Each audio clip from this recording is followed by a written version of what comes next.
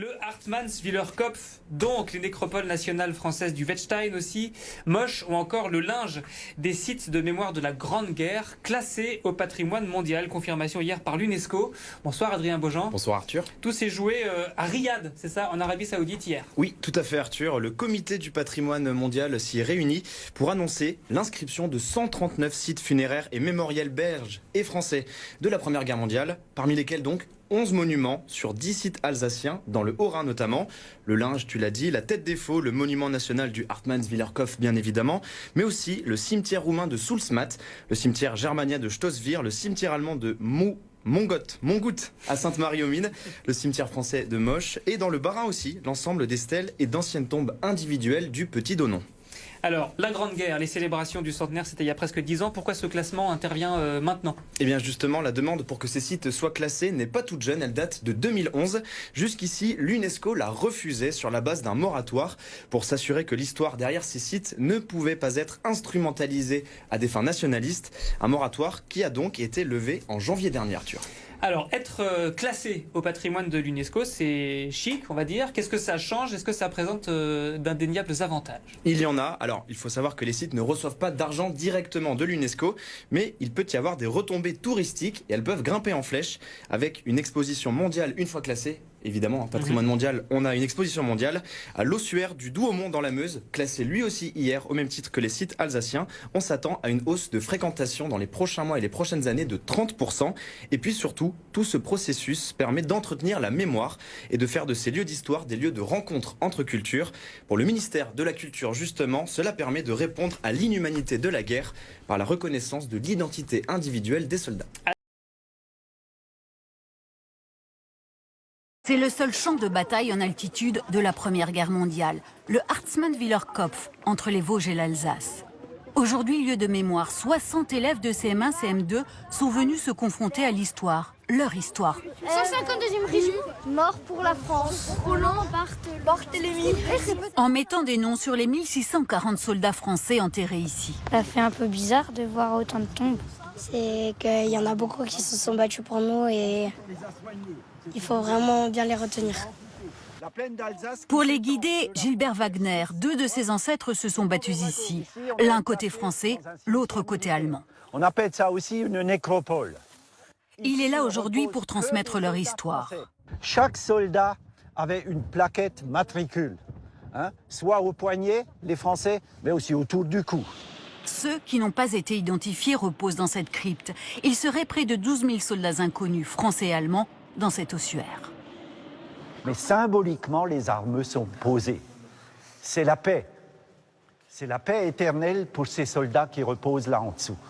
Des soldats qui ont perdu la vie à quelques centaines de mètres seulement, sur les hauteurs de cette montagne surnommée la mangeuse d'hommes. Aujourd'hui, ces élèves vont marcher dans les pas des poilus, parcourir les tranchées dans le froid et la boue.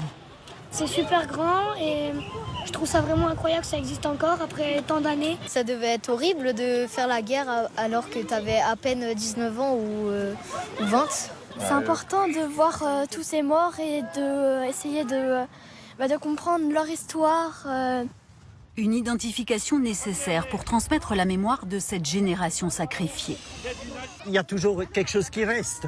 Vous voyez, ils sont très contents, très heureux de pouvoir déambuler dans les pas des poilus.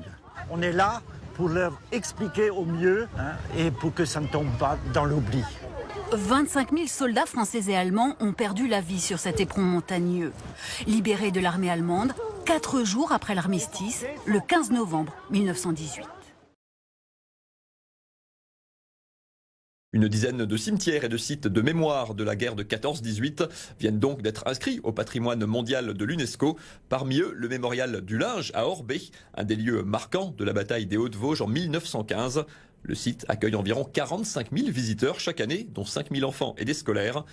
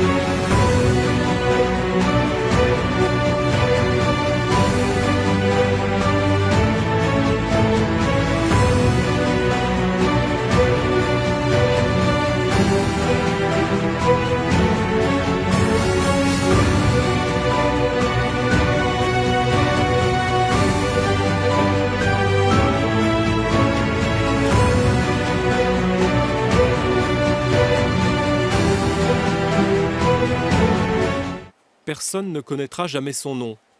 Un soldat inconnu de plus, sur des milliers tombés au linge à l'été 2015. Il était allemand.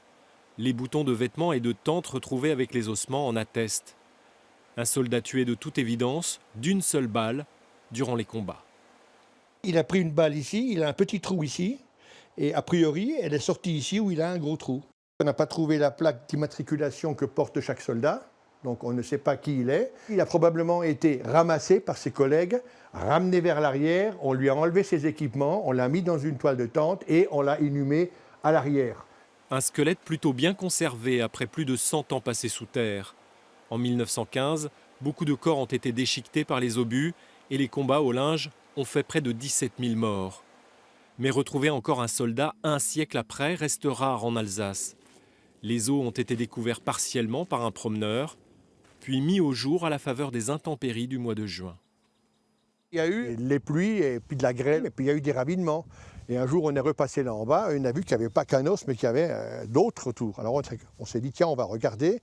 Et quand on a trouvé le crâne, on a vu que c'était un soldat. Donc on n'allait pas le laisser là à la merci de je ne sais quoi. Donc on l'a ramené là-haut et on a enterré, autant qu'il soit enterré avec ses camarades au cimetière allemand. Voilà. Les autorités allemandes s'occuperont prochainement des restes de ce soldat. La logique voudrait qu'il soit enterré à quelques centaines de mètres du musée mémorial, au cimetière du Bärenstall.